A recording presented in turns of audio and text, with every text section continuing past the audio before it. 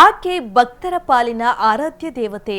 ಕಷ್ಟ ಎಂದು ಬೇಡಿ ಬಂದ ಭಕ್ತರ ಇಷ್ಟಾರ್ಥಗಳ ಸಿದ್ಧಿ ಮಾಡುವ ಆಕೆಯ ರಥೋತ್ಸವವು ರಥಸಪ್ತಮಿ ದಿನದಂದು ಅದ್ದೂರಿಯಾಗಿ ನಡೆಯಿತು. ಭಕ್ತರು ರಥೋತ್ಸವದಲ್ಲಿ ಪಾಲ್ಗೊಂಡು ತೇರನ್ನ ಎಳೆಯುವ ಮೂಲಕ ಭಕ್ತಿಯ ಪರಾಕಾಷ್ಠೆ ಮೆರೆದರು. ಹಾಗಿದ್ದರೆ ಆ ರಥೋತ್ಸವ ನಡೆದಿದ್ದಾದ್ರೂ ಎಲ್ಲಿ ಅಂತೀರಾ? ಈ ಸ್ಟೋರಿ ನೋಡಿ. ಅದ್ದೂರಿಯಾಗಿ ನಡೆದ ಅನ್ನಪೂರ್ಣೇಶ್ವರಿ ರಥೋತ್ಸವ.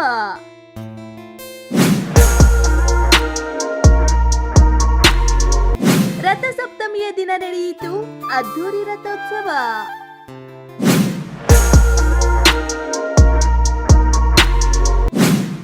ತೇರನ್ನ ಎಳೆದು ಪುನೀತರಾದ ಭಕ್ತಗಣ.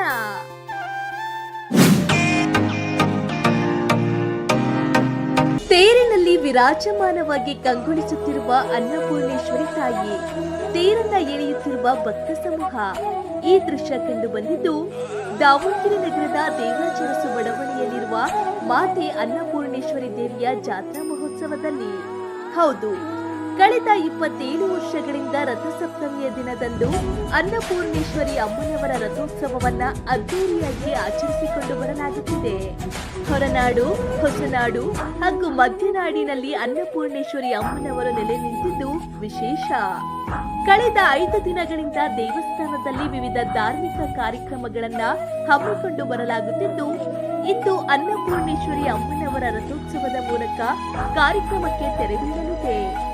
ಅನ್ನಪೂರ್ಣೇಶ್ವರಿಯು ಭಕ್ತರ ಪಾಲಿನ ಆರಾಧ್ಯ ದೇವಿಯಾಗಿದ್ದು, ಕಷ್ಟ ಎಂದು ಬೇಡಿ ಬಂದ ಭಕ್ತರ ಇಷ್ಟಾರ್ಥಗಳನ್ನ ಸಿದ್ಧಿ ಮಾಡುತ್ತಾ ಬರುತ್ತಿದ್ದಾಳೆ.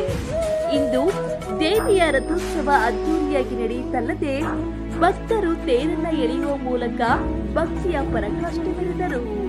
ಮಾತಾ ಅನ್ನಪೂರ್ಣೇಶ್ವರಿ ಅಮ್ಮನವರ 27ನೇ ವರ್ಷದ ವಾರ್ಷಿಕೋತ್ಸವ ಮತ್ತು ರಥೋತ್ಸವದ ನಿಮಿತ್ತ ಇವತ್ತು ರಥಸಪ್ತಮಿಯ ದಿನದಂದು ಮಾತಾ ಅನ್ನಪೂರ್ಣೇಶ್ವರಿ ಅಮ್ಮನವರ ರಥೋತ್ಸವ ವಿಜೃಂಭಣೆಯಿಂದ ನಡೀತಾ ಇದೆ. ನಾಡಿನ ಮೂಲೆ ಮೂಲೆಗಳಿಂದ ಅನೇಕ ಭಕ್ತಾದಿಗಳು ಬಂದು ಈ ಒಂದು ಕಾರ್ಯಕ್ರಮದಲ್ಲಿ ಭಾಗವಹಿಸ್ತಾ ಇದ್ದಾರೆ ಮತ್ತು ಯಶಸ್ವಿಯಾಗಿ ರಥೋತ್ಸವ ನಡೀತಾ ಇದೆ. ಈ ಶುಭ ಸಂದರ್ಭದಲ್ಲಿ ಅಮ್ಮನವರ ಆಶೀರ್ವಾದ ಎಲ್ಲರಿಗೂ ಇರಲಿ ಅಂತ ಹೇಳಿ ಈ ಮೂಲಕ ತಮ್ಮಲ್ಲಿ ವಿನಂತಿಸ್ಕೊಳ್ತಾ ಇದೆ. ಬೆಳಿಗ್ಗೆ 11:30ಯಿಂದ ಆರಂಭವಾಗಿರ್ತಕ್ಕಂಥ ಮೆರವಣಿಗೆ ದೇವಸ್ಥಾನದ ಮೂಲಕ ಕೋರ್ಟಿನ ಆವರಣದ ಮುಂಭಾಗಕ್ಕೆ ಬಂದು ಮತ್ತೆ ಪುನಃ ಅಮ್ಮನವರ ದೇವಸ್ಥಾನದ ಹಿಂಭಾಗದಲ್ಲಿ ಪ್ರದಕ್ಷಿಣೆಯನ್ನು ಹಾಕುವಂಥ ಒಂದು ವ್ಯವಸ್ಥೆಯನ್ನು ನಾವು ಮಾಡಿದ್ದೀವಿ. ಇವತ್ತು ಎಲ್ಲ ರೀತಿಯಿಂದಲೂ ಕೂಡ ರಥೋತ್ಸವಕ್ಕೆ ಆಗಮಿಸಿರ್ತಕ್ಕಂಥ ಭಕ್ತಾದಿಗಳಿಗೆ ಮತ್ತೊಮ್ಮೆ ಶುಭವನ್ನು ಕೋರ್ತಾ ಇದ್ದೀವಿ. ಇದು ದೇವಾಲಯದಿಂದ 5 ದಿನದ ಕಾರ್ಯಕ್ರಮವನ್ನು ವಹಿಸಿದ್ವಿ. ಇವತ್ತು ಕೊನೆಯ ದಿನ ಅಂದರೆ ರಥಸಪ್ತಮಿ ಎಂದು ರಥೋತ್ಸವ ನಡೆಯುತ್ತದೆ ಅಮ್ಮನವರದು. ಇಲ್ಲಿ ವಿಶೇಷತೆ ಅಂದರೆ ನವಚಂಡಿ ಯಾಗ ಅಂತ ಮಾಡಿದ್ರು, ಆಮೇಲೆ ಲಕ್ಷ್ಮೀ ಹೋಮ ಅಂತ ಮಾಡಿದ್ರು. ಇವತ್ತು ರಥೋತ್ಸವದಿಂದ ರಥಸಪ್ತಮಿ ಎಂದು ಇವತ್ತು ರಥೋತ್ಸವದಿಂದ ಕಾರ್ಯಕ್ರಮ ಸಂಕಲ್ಪಿಸ್ತೀವಿ. ಇಲ್ಲಿ ಸುಮಾರು ಜನ ಹೊರನಾಡಿಯಿಂದ ಇಲ್ಲಿ ಹೋಗ್ಲಿಕ್ಕಾಗದೆ ಅವರದು ಇದು ಮಧ್ಯನಾಡಿನ ಅನ್ನಪೂರ್ಣೇಶ್ವರಿ ಆಗಿದ್ದರಿಂದ ಕೆಲವೊಬ್ಬರು ಅನ್ನಪ್ರಾಶನ ಆಗಲಿ, ತುಲಾಭಾರ ಆಗಲಿ ಅಲ್ಲಿ ಸೇವೆ ಹೇಗೆ ಸಲ್ಲಿಸುತ್ತಾರೋ ಅದೇ ರೀತಿ ಅವರ ಭಾವಭಕ್ತಿ ಅಂತಲೇ ಇಲ್ಲಿ ಸ್ಥಳದಲ್ಲಿಯೂ ಅವರು ಸೇವೆಗಳನ್ನು ಸಲ್ಲಿಸುತ್ತಿದ್ದಾರೆ. ಪ್ರತಿ ವರ್ಷದಂತೆ ಈ ಕ್ಷೇತ್ರವು ಅನ್ನಪೂರ್ಣೇಶ್ವರಿ ಕ್ಷೇತ್ರವು ದಿನೇ ದಿನೇ ಉನ್ನತ ಮಟ್ಟಕ್ಕೆ ಏರುತ್ತಿದೆ. ಸುಮಾರು 27 ಇದು ನಡೀತಿರೋದು 27ನೇ ವರ್ಷದ ವಾರ್ಷಿಕೋತ್ಸವ. ಜನವರಿ 31ರಿಂದ ಫೆಬ್ರವರಿ 4ರವರೆಗೆ 5 ದಿನಗಳ ಕಾಲ ದೇವಸ್ಥಾನದಲ್ಲಿ ವಿವಿಧ ಧಾರ್ಮಿಕ ಕಾರ್ಯಕ್ರಮ ಹಮ್ಮಿಕೊಳ್ಳಲಾಗಿತ್ತು. ಸೀತಾರಾಮ ಕಲ್ಯಾಣ ಸೇರಿದಂತೆ ದೇವಿಗೆ ಪ್ರತಿನಿತ್ಯ ವಿವಿಧ ಅಭಿಷೇಕಗಳನ್ನ ಹಮ್ಮಿಕೊಳ್ಳಲಾಗಿತ್ತು. ಲೋಕ ಕಲ್ಯಾಣಾರ್ಥವಾಗಿ ಚಂಡಿಕಾ ಹೋಮ ಸೇರಿದಂತೆ ವಿವಿಧ ಹೋಮ ಹವನ ಹಮ್ಮಿಕೊಳ್ಳಲಾಗಿತ್ತು. ಕೊನೆಯ ದಿನವಾದ ಇಂದು ಭಕ್ತರು ರಥೋತ್ಸವದಲ್ಲಿ ಪಾಲ್ಗೊಂಡು ದೇವಿಯ ದರ್ಶನ ಪಡೆದರಲ್ಲದೆ ತೇರನ್ನ ಎಳೆದು ಪುನೀತರಾದರು.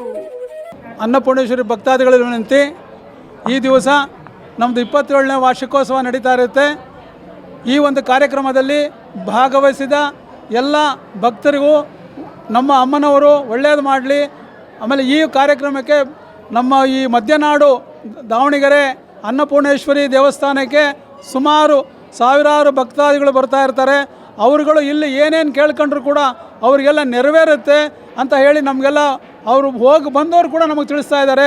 ನಮ್ಮ ದೇವಸ್ಥಾನದಲ್ಲಿ ಎಲ್ಲ ಕಾರ್ಯಕ್ರಮಗಳು ಸುಗಮವಾಗಿ ವರ್ಷ ಕೂಡ ಅಭಿವೃದ್ಧಿ ಹೊಂದುತ್ತಾ ಭಕ್ತಾದಿಗಳಿಗೆ ಏನು ಒಂದು ಸೇವೆ ಸಲ್ಲಿಸಬೇಕು ನಮ್ಮ ದೇವಸ್ಥಾನದಿಂದ ಅವರಿಗೆ ಒಳ್ಳೆಯದಾಗಲಿ ಅಂತ ಕೇಳ್ಕೊಳ್ತಾ, ಮತ್ತು ಇನ್ನೂ ಹೆಚ್ಚಿನ ಸಂಖ್ಯೆಯಲ್ಲಿ ಬಂದರೂ ಕೂಡ ನಾವು ನಮ್ಮ ದೇವಸ್ಥಾನದ ಕಡೆಯಿಂದ ಒಂದು ಅವ್ರ ಕಾರ್ಯಕ್ರಮವನ್ನು ಮತ್ತು ಅವರಿಗೆ ಏನು ಅನಾನುಕೂಲತೆ ನೆರವೇರಿಸಿಕೊಡ್ತಾ ಅಮ್ಮನವ್ರು ನೆರವೇರಿಸ್ಕೊಡ್ತಾರೆ ಅಂತಂಥೇಳಿ ಈ ತಾಯಿಯಲ್ಲಿ ಭರವಸೆ ಇಟ್ಟು ನಿಮಗೆ ನಾವು ಒಂದು ವಾಗ್ದಾನ ಹೇಳ್ತಾ ಇದ್ದೀವಿ. ಈ ಒಂದು ರಥಸಪ್ತಮಿ ವಿಶೇಷವಾದಂಥ ದಿನದಲ್ಲಿ ಇಲ್ಲಿ ಇರ್ತಕ್ಕಂಥ ಮಾತಾ ಅನ್ನಪೂರ್ಣೇಶ್ವರಿಯನ್ನು 27 ವರ್ಷದ ಕೆಳಗೆ ನಾವು ಸ್ಥಾಪನೆ ಮಾಡಿದ್ದೀವಿ. ಅದರ ಅಂಗವಾಗಿ ರಥೋತ್ಸವ ಮತ್ತು ಸ್ಥಾಪನಾ ದಿನಾಚರಣೆಯನ್ನು ಆಚರಣೆ ಮಾಡ್ತಾಯಿದ್ದೀವಿ. ಇವತ್ತು 5 ದಿನದ ಕಾರ್ಯಕ್ರಮದಲ್ಲಿ ಕಡೆಯ ದಿನ ರಥೋತ್ಸವದೊಂದಿಗೆ ಮುಕ್ತಾಯ ಮಾಡ್ತಾಯಿದ್ದೀವಿ. ರಥೋತ್ಸವ ಬೆಳಗ್ಗೆ ಇಲ್ಲಿಂದ 11:15ಗೆ ಹೊರಟು ಇವಾಗ ಎಲ್ಲ ಕಡೆಗೂ ದೇವಸ್ಥಾನದ ಪ್ರದಕ್ಷಿಣೆ ಮಾಡಿಕೊಂಡು ಇಲ್ಲಿಗೆ ಇನ್ನೊಂದು ಅರ್ಧ ಗಂಟೆಯಲ್ಲಿ ವಾಪಸ್ ಬರ್ತದೆ.